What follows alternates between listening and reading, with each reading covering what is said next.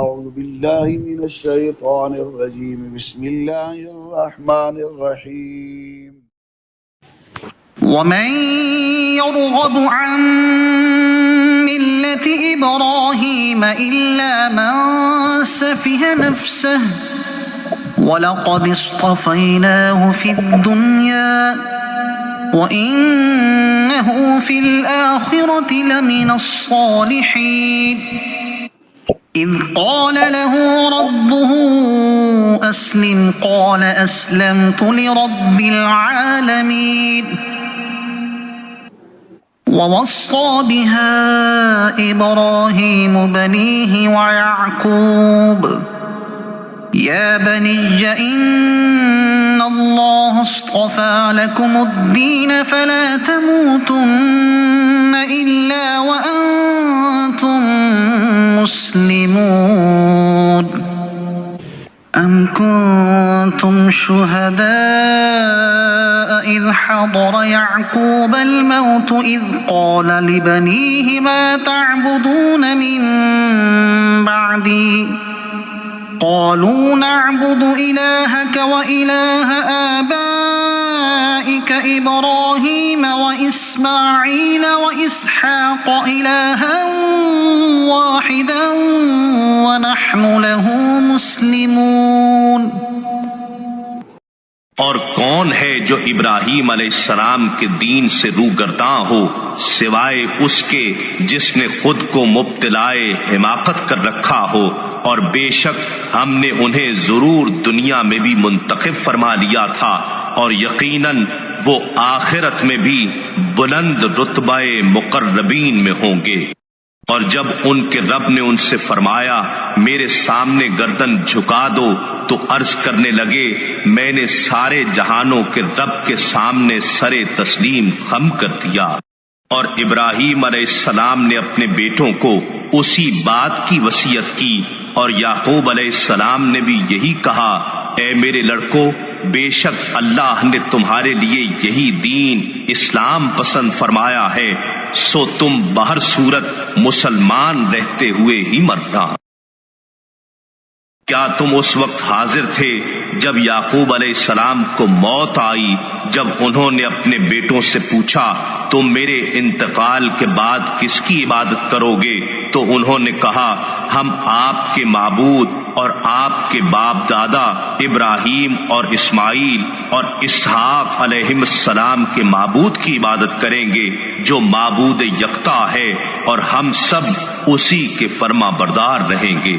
علماء یہود میں حضرت عبداللہ بن سلام رضی اللہ تعالی عنہ نے اسلام لانے کے بعد اپنے دو بھتیجوں مہاجر اور سلمہ کو اسلام کی دعوت دی اور ان سے فرمایا کہ تم کو تو معلوم ہے کہ اللہ تعالی نے تورات میں فرمایا کہ میں اولاد اسماعیل سے ایک نبی پیدا کروں گا جس کا نام احمد ہوگا، جو ان پر ایمان لائے گا وہ کامیاب ہے اور جو ایمان نہ لائے گا وہ ملعون ہے۔ یہ سن کر سلمہ ایمان لے آئے اور مہاجر اسلام قبول کرنے سے انکار کر دیا۔ اس پر اللہ تعالیٰ نے یہ پہلی آیت نازل فرما کر ظاہر کر دیا کہ جب حضرت ابراہیم علیہ السلام نے خود اس رسول معظم صلی اللہ علیہ وآلہ وسلم کے مبعوث ہونے کی دعا فرمائی تو جو ان کے دین سے پھرے وہ حضرت ابراہیم علیہ السلام کے دین سے پھرا۔ اس میں یہودی اور نصارہ اور مشرکین عرب پر اشارتاً کلام ہے جو اپنے آپ کو فخر کے طور پہ حضرت ابراہیم علیہ السلام کے ساتھ منسوب کرتے تھے کہ یہ لوگ دین ابراہیم سے پھر گئے تو پھر ان کی عظمت و شرافت کہاں رہی۔ یہ بھی معلوم ہوا کہ سچے دین کی پہچان یہ ہے کہ وہ سلف و صالحین کا دین ہے۔ یہ حضرات ہدایت کی دلیل ہیں اور اللہ تعالیٰ نے حقانیت اسلام کی دلیل یہاں دی کہ وہ ملت ابراہیمی ہے۔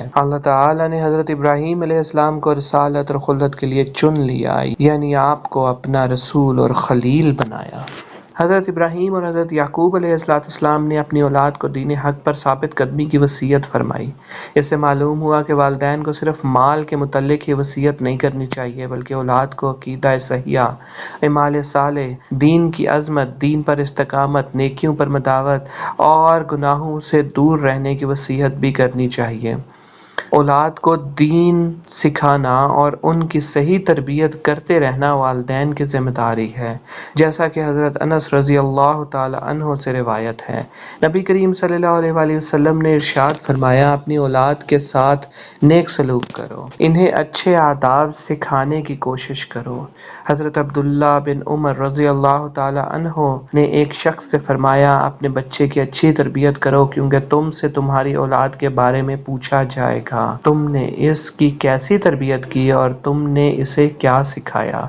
حضرت ایوب بن موسیٰ رضی اللہ تعالی عنہ اپنے والد سے اور اپنے دادا سے روایت کرتے ہیں کہ رسول اللہ صلی اللہ علیہ وآلہ وسلم نے ارشاد فرمایا، کسی باپ نے اپنے بیٹے کو ایسے عطیہ نہیں دیا جو اچھے ادب سے بہتر ہو۔ مفتی احمد یار نعیمی رحمۃ اللہ علیہ فرماتے ہیں، اچھے ادب سے مراد بچے کو دیندار، متقی، پرہیزگار بنانا ہے۔ اولاد کے لیے اس سے اچھا عطیہ کیا ہو سکتا ہے کہ یہ چیز دین اور دنیا میں کام آتی ہے۔ ماں باپ کو چاہیے کہ اولاد کو صرف مالدار بنا کر دنیا سے نہ جائیں، انہیں دیندار بنا کر جائیں، جو خود انہیں بھی قبر میں کام آوے کہ زندہ اولاد کی نیکیوں کا ثواب مردہ کو قبر میں ملتا ہے۔ نیز وفات کے وقت اپنے اولاد کو صحیح عقائد، نیک اعمال کی وصیت کرنا ہمارے بزرگان دین کا طریقہ رہا ہے۔ چنانچہ حضرت عطا رضی اللہ تعالی عنہ فرماتے ہیں، میں صحابی رسول حضرت ولید بن عبادہ بن سمات رضی اللہ تعالی عنہ سے ملا، ان سے پوچھا کہ آپ کے والد نے وصال کے وقت کیا وصیت فرمائی؟ حضرت ولید رضی اللہ تعالی عنہ نے فرمایا، میرے والد نے مجھے بلا کر فرمایا، اے بیٹے، اللہ تعالی سے ڈر اور یہ بات جان لے کہ تو اللہ سے اس وقت تک ڈرنے والا نہیں بنے گا جب تک اللہ تعالی پر اور ہر خیر و شر کے اللہ تعالی کی طرف سے مقرر ہونے پر ایمان نہ لائے گا۔ اگر تو اس کے خلاف پر مر گیا تو جہنم میں داخل ہوگا۔ میں نے رسول اللہ صلی اللہ علیہ وآلہ وسلم کو فرماتے ہوئے سنا کہ اللہ تعالی نے سب سے پہلے قلم پیدا کیا اور پھر فرمایا لکھ۔ قلم نے عرض کیا کیا لکھوں؟ ارشاد فرمایا تقدیر کو لکھ، جو ہو چکا اور جو ابد تک ہوگا۔ جب حضرت عبداللہ بن مسعود رضی اللہ تعالی عنہ کی وفات کا وقت قریب آیا تو ان کے بیٹے حضرت عبد الرحمن رضی اللہ تعالی عنہ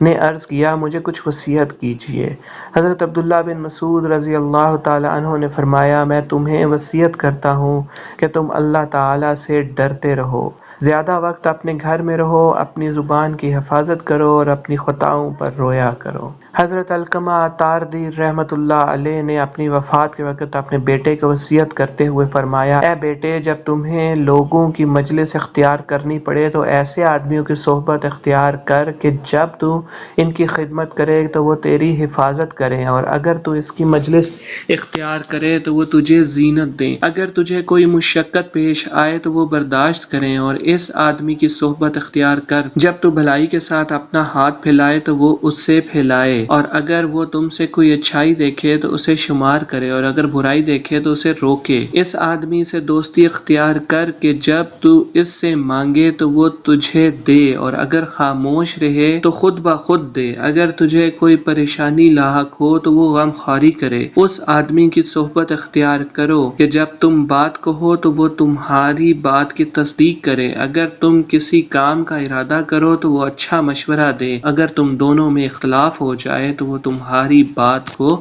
ترجیح دے۔ تیسری آیت یہودیوں کے حق میں نازل ہوئی۔ انہوں نے کہا کہ حضرت یعقوب علیہ السلام نے اپنی وفات کے روز اپنی اولاد کو یہودی رہنے کی وصیت کی تھی۔ اللہ تعالیٰ نے ان کے اس بہتان کی رد میں اس آیت کو نازل فرمایا۔ آیت کے معنی یہ ہیں کہ اے بنی اسرائیل، کیا تمہارے پہلے لوگ حضرت یعقوب علیہ السلام کے آخری وقت ان کے پاس موجود تھے،